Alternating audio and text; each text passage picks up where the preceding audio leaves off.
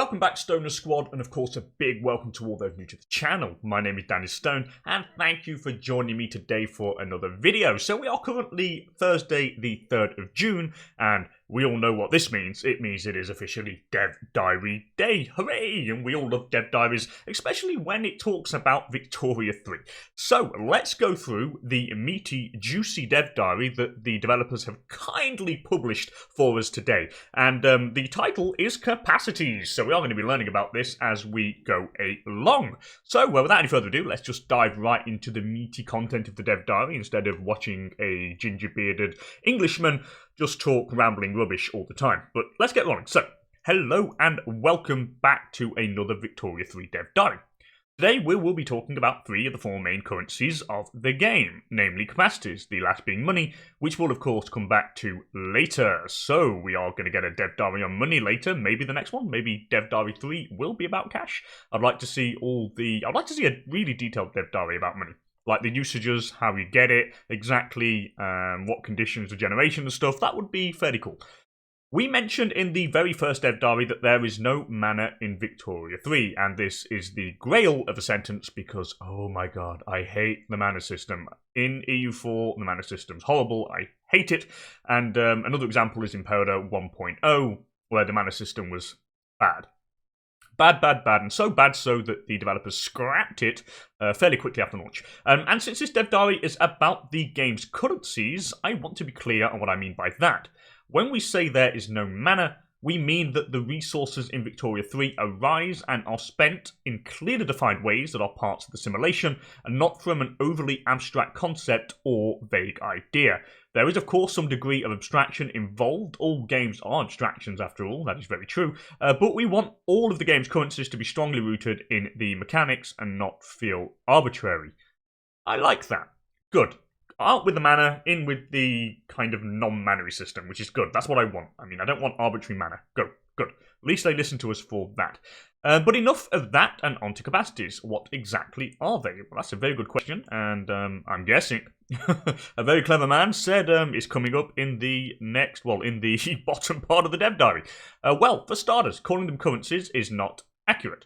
Capacities are not a pooled resource and are not accumulated or spent, but instead have a constant generation and a constant usage, similar, for example, to administrative capacity in Stellaris.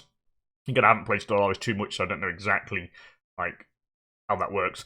And you generally want to keep your usage from exceeding your generation. Each capacity represents one specific area of your nation's ability to govern and is used solely for matters relating to that area. Okay. As mentioned, capacities are not accumulated, so excess generation is not pooled, but instead there is an effect for each capacity, which is positive if generation exceeds usage and quite negative if usage exceeds generation. A country that incorporates territories left and right without expanding its bureaucratic core may quickly find itself mired in debt as tax collection collapses under the strain. That's cool, that sounds really logic. So, of course, as you're going to kind of grow your... I mean, if you, for example, I don't know, you're going to be colonizing or conquering neighbouring countries or neighbouring land, well, then, of course, you're going to be incorporating more territories and more pops into the nation that you govern. So, of course, having a efficient and decent bureaucracy would allow you to manage these lands, and having an insufficient one is definitely going to affect the degree at which you can collect taxes, which makes sense. It is logical. Bureaucracy represents a nation's ability to govern, invest in, and collect taxes from its incorporated territory. It is produced by the government administration building, where there are many of a nation's bureaucrats will be employed. So bureaucrats, of course, they're one of the pop kind of categories, or professions, if you wish, that we saw in the previous Dev Diary. All of a nation's incorporated states use a base amount of bureaucracy, which increases with the size of their population, and further increased by each institution, such as education or police, more on those later, that a country has invested in. Overall, the purpose of bureaucracy is to ensure that there is a cost to ruling over, taxing, and providing for your population. Administering China should not be cheap. So, from what I understand this is, of course, the bigger you are, the more pops you have, then, of course, the more it is going to cost you in terms of bureaucracy in order to administer it and in order to rule over the area effectively in terms of tax collection and so on. And it can be increased by the looks of it through education and policing. Of course, policing keeps order and all that sort of stuff. And maybe I don't know how education would come into this, but it says it does. The Swedish bureaucracy is a bit overworked here, and the country would benefit from another government administration building or two. So I'm guessing that this one here with the quill and book is the administration kind of resource pool there. And they currently have a negative balance of 53.6. Why do they have 53.6? So I think, well, this 53.6 negative here is from gives them a 21% bureaucracy deficit. So the usage is higher than the generation, of course, and gives the nation of Sweden a plus 21.4% tax waste. So I'm guessing that implies it reduces the kind of effectiveness at which you collect and process tax. So having a 21.4 tax waste would mean that you collect or process taxes less efficiently than if you didn't have the deficit. Now, again, how is the tax system going to be calculated? Is it going to, do you collect the taxes directly, or do you collect taxes, then process it, and then maybe depending on the tax waste, you lose a certain amount based on that waste? I don't know. It's all up for interpretation, but I'm guessing there's going to be more on that with later dev diaries.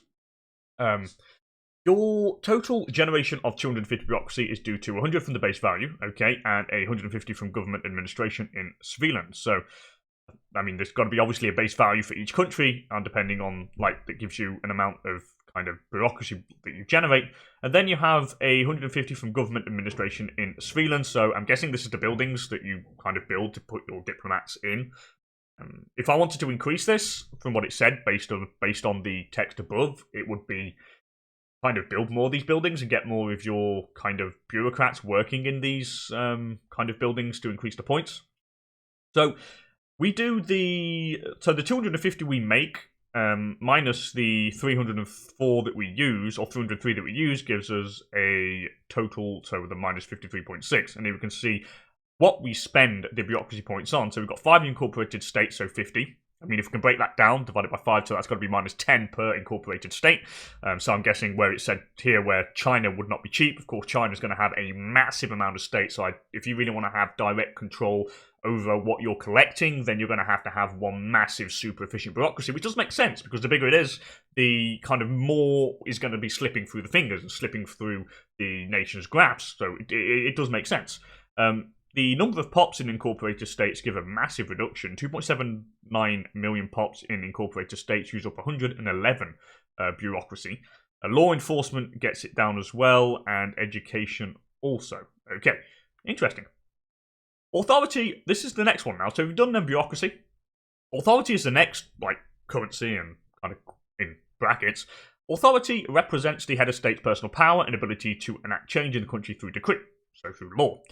It is generated from your laws, there we go. Generally, the more oppressive and authoritarian the country, the more authority it will generate, and it's used by a variety of actions, such as enacting decrees in specific states, interacting with interest groups, and promoting or banning certain types of goods. Overall, the purpose of authority is to create an interesting trade-off between more and less authoritarian societies. By shifting the distribution of power away from the POPs into the hands of the ruler, your ability to rule by decree is increased, and vice versa. So I think authority is the degree on which your monarch or ruler has control over the country. So here we have another example again for Sweden. So the Swedish king has more authority at disposal than he's currently using, slightly speeding up the rate at which laws can be passed.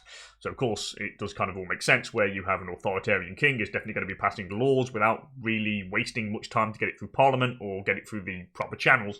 So the more authority you have, the quicker you can stamp your kind of vision in terms of decrees on the nation. So here we have a balance of 165 positive, and it counts to being a 30% excess of authority, which gives plus 7.5% enactment rate. So I'm guessing, from what I read by enactment rate here, it's going to be kind of where you enact a law, then you're going to have a ticking timer where you're going to have to wait for that to fill up until you can reenact again. So I'm guessing this 7.5% enactment rate increase speeds up the cooldown time, I'm going to say. This is again speculation, but cooldown time in which you can enact another law following the enactment of a previous one.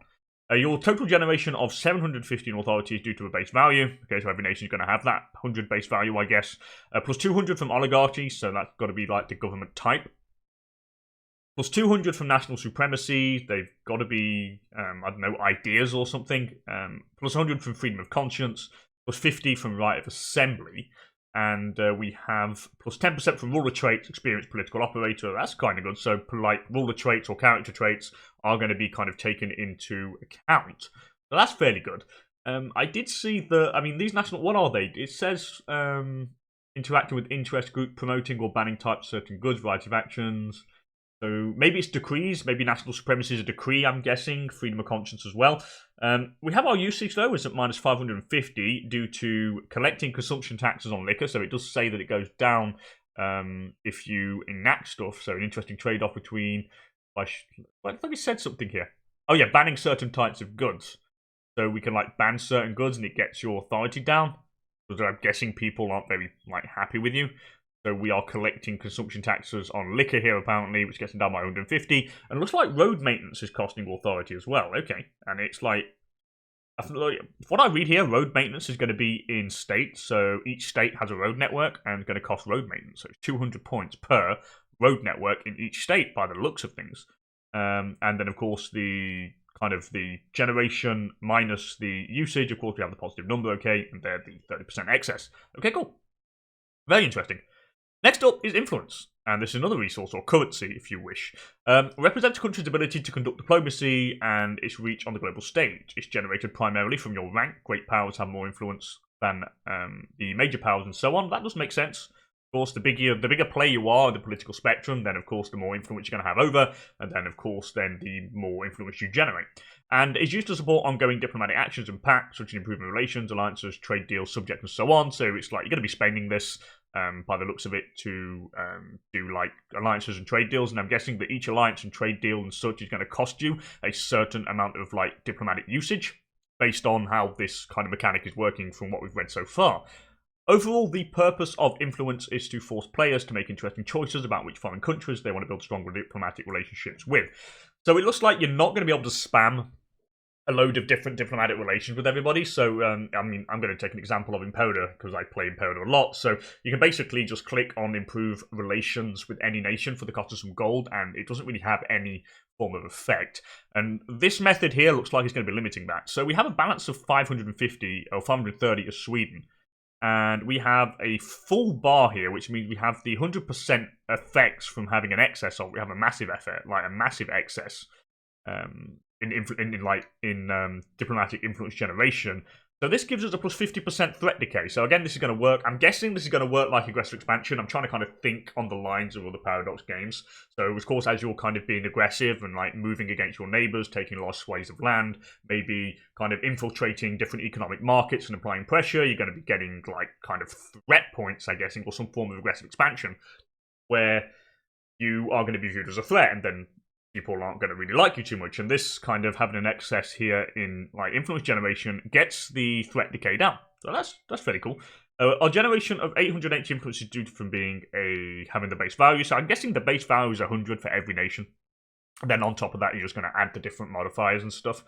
Plus 500 for being a minor power, and I'm guessing again, as they're going, where like depending on your status, great powers have more influence than major powers and stuff. So if I was England, for example, or Great Britain, then it wouldn't be 500; it would be a lot more. Plus 200 for ruler trait ambitious. So ruler traits again, they're coming into the kind of work intricately with these different currencies, which is nice. And plus 10% from landowners' family ties. Again, this must be a decree or something, or some form of law that you pass that kind of increases generation.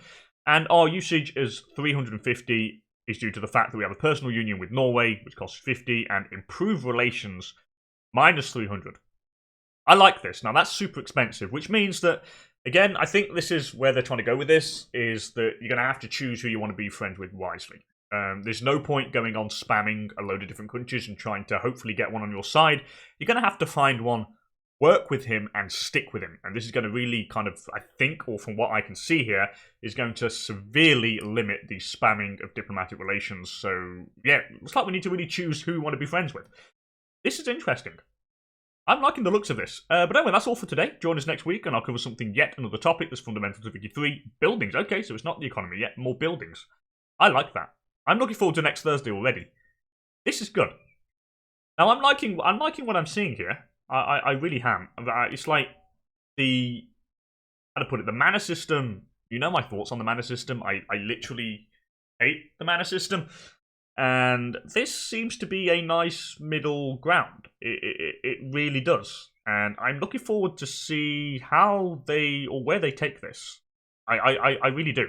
But anyway, that's about it for this video. Just a quick dev diary session. Of course, see you next Thursday. Of course, it's going to be a long wait to next Thursday. I always feel like a child that's trying to just opening a present at Christmas with these dev diaries. You never know what you're going to get, and you're always super excited when you get it. But anyway, as per usual, thank you so much for joining me. If you are enjoying things, then of course, please don't hesitate to smash that like button. And if you want to see more Victoria dev diaries or go over the dev diaries with me at the same time, then of course, please consider subscribing to the channel for more. And I'm hyped. I'm getting on the hype train now, fellas. I really am. I said I was more intrigued and excited than hyped. But as I'm going through these dev diaries, I'm progressively getting on the hype train here. So, I mean, next Thursday, if the building dev diary goes well and I like what I see, then I'm definitely going to be all aboard the hype train. But again, anyway, enough of me rambling. Thank you so much for joining me, and I'll hopefully catch you all in the next one. Bye for now.